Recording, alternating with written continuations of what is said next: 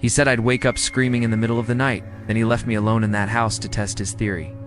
My ex-boyfriend Jake had been trying to convince me for weeks that our new house was haunted.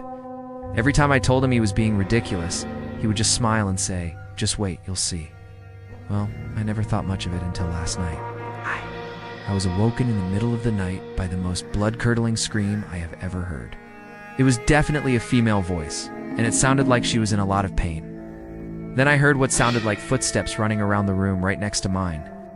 I froze, staring at the bedroom door, listening intently to every creak and groan of the old house.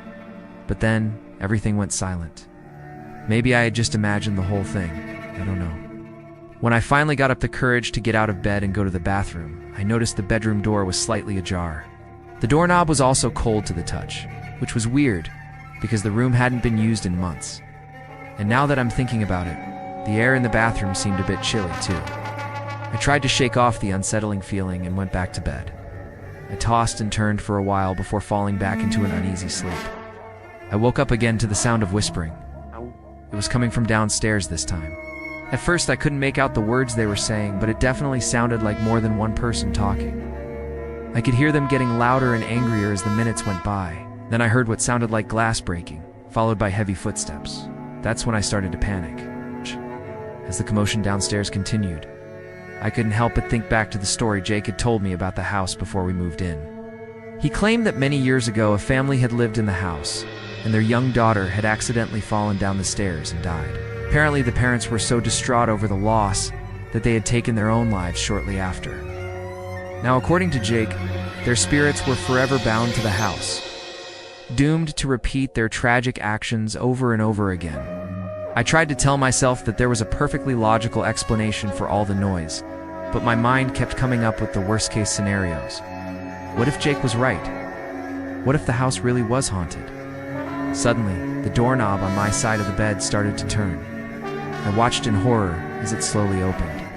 But when I screamed and turned on the light, there was nothing there. Relieved but still shaken, I called out for Jake. When he didn't answer, I got out of bed and went to check the other room. It was pitch black, and the closet door was wide open, revealing only an empty hanger. Where was he? Did he play some kind of sick joke on me? Or was he out there with me, hiding and watching while I freaked out? I called out for him again, but there was no response. And that's when I noticed something strange. The front door was wide open, and the deadbolt was on the floor. So Jake wasn't in the other room. He wasn't even in the house. He must have let himself out. And he did all of this on purpose. How could he do this to me? Was Untie the one who had to comfort him and listen to him talk about his crazy ghost stories? Well, apparently not. This time he was the one who got the last laugh. I walked over to the window and stared out at the moonlit yard. All I could think about was how stupid I felt. How could I be so gullible? Why didn't I just listen to reason and tell Jake that his story was ridiculous? If I had done that, maybe he wouldn't have felt the need to play this cruel joke on me. I mean, I'm sure he thought it was funny to watch me run around the house in the middle of the night, screaming my head off. Tossing my head back, I let out a frustrated sigh. Who knew Jake was capable of being so heartless? I'd always thought of him as such a gentle and caring guy. Sure, he was a little weird sometimes, but that's what made me fall in love with him. His quirks were what made him unique.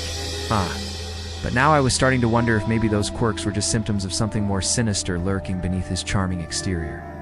I can't believe I didn't pick up on the signs. I should have known something was wrong when he practically begged me to move in with him after we'd only been dating for a few months. At the time, I thought it was because he loved me and wanted to spend as much time with me as possible. But now, it seems obvious that he was just trying to isolate me and get me all to himself. I should have been suspicious when he told me the house had a history of paranormal activity. But instead, I listened to him week after week, as he regaled me with tales of ghostly apparitions and disembodied voices. I should have seen the red flags, but I was too blinded by love to notice. I was so naive. I actually believed him when he told me the house had been the site of multiple deaths.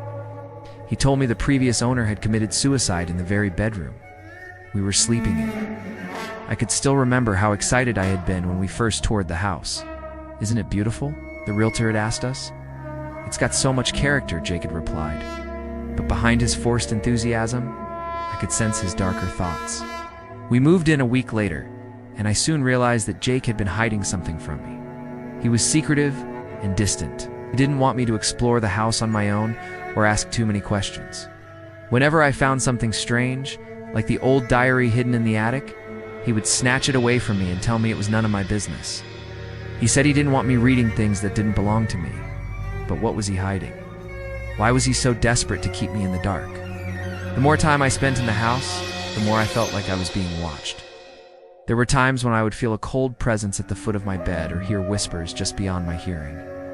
Whenever I mentioned these things to Jake, he would just give me a strange look and change the subject. It was like he didn't want to talk about it. But what didn't make sense to me was that he was the one who had brought me here. Didn't he want me to experience all of this with him? Or was he just leading me into a nightmare that he had created?